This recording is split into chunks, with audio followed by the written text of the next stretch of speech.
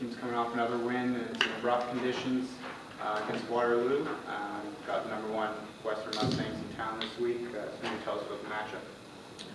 Well, Western's a very good football team. I don't think you end up being #1 because you're a weak team. They have had a couple of injuries, but like most good teams, they've been able to withstand the impact of those injuries, and they still haven't lost any games.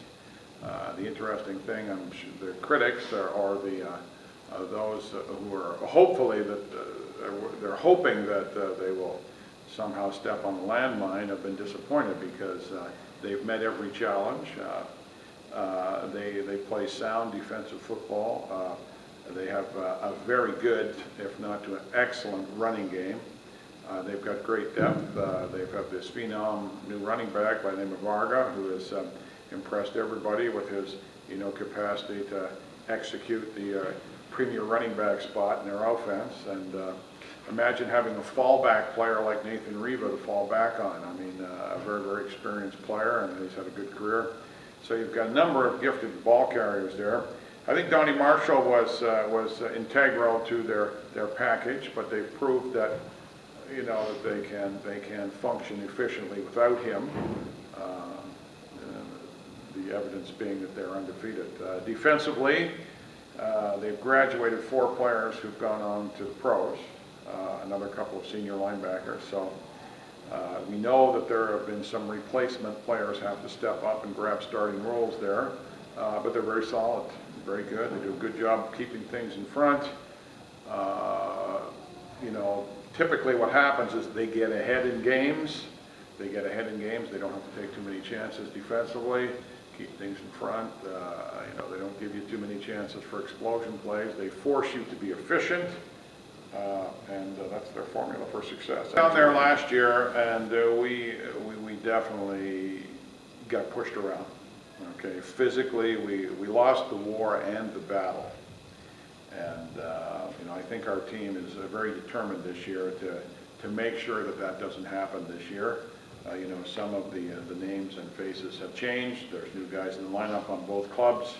But there's no question that we did not go down there. We lost 2 football games last year that we were where we became unraveled and the game was not manageable.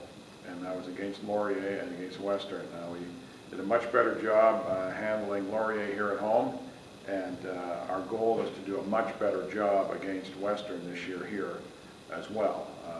So, you have a short memory in football, but by the same token, I think you remember days like that where you got pushed around and we got our nose bloodied a little bit, and now it's time for this group of young men to do something about it. They get another chance, and so we'll see how they answer the bell. Our defense is playing very well right now.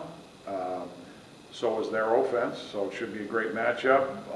Their defense and our offense are kind of in the middle of the pack, so everything looks towards an interesting matchup. Like the 2 teams are come off, they match up well against each other.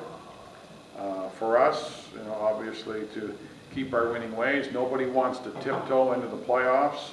You want to go into the playoffs with a high level of confidence, really on the top of your game.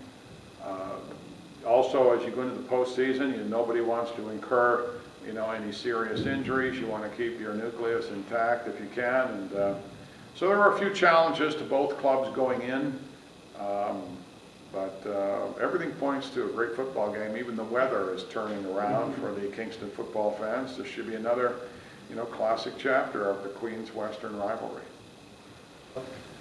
Yeah, I think both teams, if you look at the schedule for both teams in recent weeks, I think that, I don't want to say it's been soft, but I will say it was probably softer and it was earlier, and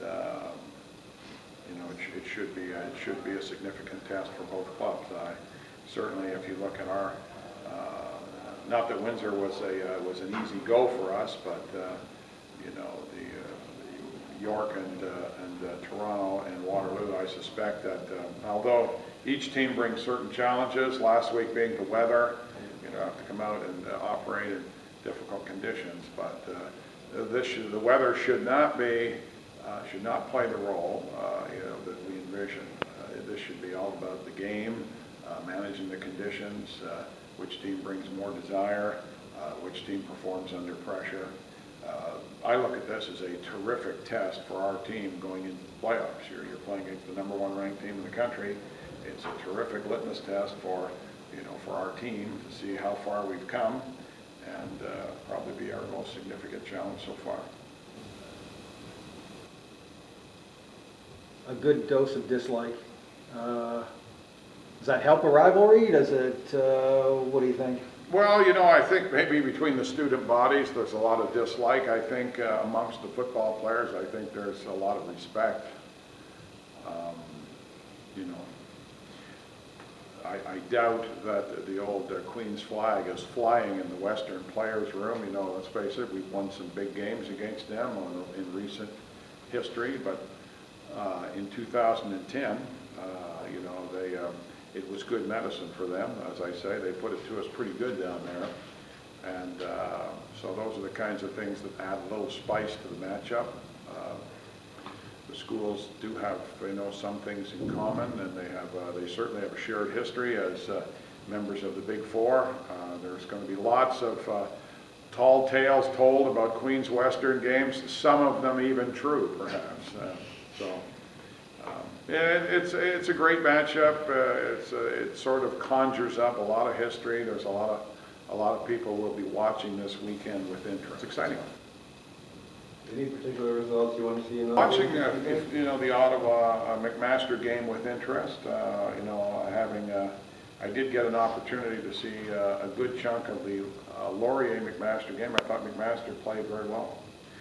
They look like they are, coming into form. I mean, they've been in good form all year with a 7-1 record, but they looked particularly good against Laurier. They went into Laurier's home park and under some adverse conditions performed quite well. So McMaster is for real now that they've got all of their players back and the quarterbacks back, and he looks like he's hasn't missed a beat. So it'd be interesting to see who gets injured down the stretch here. Ottawa is an interesting club. There's when they have everybody healthy, they're a formidable opponent. They kind of let down a little bit in the Laurier game. So they're probably looking at that game with a certain amount of angst, as we are looking at our Ottawa game with the same amount of angst. I mean, had we perhaps performed a little better, the scenario for this weekend would be altogether different. For us, I mean, we're going to get a home playoff game. That's guaranteed. Okay, and we know we're going to be traveling somewhere in the semifinals. So, less, I guess, less mystery for us from our point. A nationally televised game, is that more advantage than disadvantage? I know time. Very interesting for us, Mike, because we do have players from coast to coast on our team, and opportunities for families and parents to come out, are less than some other locales. So we've got kids from the Maritimes and kids from the West Coast across the prairies and at various points across Ontario for whom their families get a chance to see a game from Richardson Stadium. Should be a significant crowd, I would think, and this sort of brings the pageantry of college football right into their living rooms, and they have added interest because they've got their sons are playing, so some of them anyway. And so this is an exciting time for them. Plus we've got Queen's alums spread out across the country and worldwide that will be plugging into this feed and having this game. So there'll be a great deal of interest for Queen's supporters and Queen's family members to watch on the weekend. So that adds to the excitement. Well, Tom first. Tom was a very high-profile local athlete. As you know, he was quarterback of the Sydenham team that went right to the National Capital Bowl in his graduating year. He had a terrific high school career as a football and basketball player and probably anything else that was going there. Tommy started out his career as a quarterback, made the transition to receiver. There seems to be we have as much of a history for quarterbacks becoming great receivers as we do quarterbacks becoming great quarterbacks. A number of guys who came here as quarterbacks ended up being great receivers, and that trend is continuing. So Tom made the transition well. We get a lot of mileage out of Tom. You know, he's 6'4", he's about 215. I can guarantee you that many times he plays much bigger than that. He's asked to be an in-the-box player, where he is oftentimes outside. Some of the things that you don't necessarily see, not exposed to the naked eye of the football fan, but you know, he's typically blocking a bigger guy than him. You know, he brings great toughness, and you know, he's had his share of catches. I've never met a receiver who felt that he was thrown to enough, and I'm sure that Tommy would like to see a few more balls come his way. All I can say is that let's hope that the season is elongated and he gets his chance to do that. He also has accepted the challenges to being a Queens athlete as a local player. And you know, as a local player, the difficulties are that, you know, in his first couple of years when he was developing, you know, it's every weekend, you know, you bump into somebody, well, you know, why aren't you playing, et cetera, et cetera. So the local players definitely feel, you know, a great deal of pressure, you know, just by playing at the local school. And if things are going well, it's all roses. But when things, you know, when it takes your time to sort of crack into the lineup, et cetera, and there can be some frustrations there being felt more by the local kids than by some of the kids from other places. It doesn't make it any easier for the kids from other places, but I think the local kids feel it more. So Tom has done a great job. He's kind of, you know, the tall, silent type. You know, he's not a big holler guy. Just goes out there, does his job, leads by example. And, you know, that's why the offensive kids selected him as their captain this year. Josh has had, you know, a fairly prolific career. Started as a freshman, and then his career has just taken off from there. He's made himself into a terrific athlete. His testing numbers this year were off the charts. You know, so he's had a terrific 4 years here. Graduate of Michael Power High School in Etobicoke. Michael Power's had a long tradition for football excellence in the GTA. And you know, when Josh decided to come here, it was very much an academic decision with a strong football component. He was part of that senior secondary that won the Vanier Cup in 2009, and he was also, you know, part of that group last year that had to rebuild the secondary. So fortunately, our back end has performed quite well this year, and Josh is very much you know, a part of that reconstruction, and his veteran leadership and his performance has held us in very good stead. So he also developed into a great returner on the wide field goals. That's a job that's been handed to him. You know, he's got great speed, and who knows, maybe before it's over, we'll see him break one a la Jimmy Allen. You never know.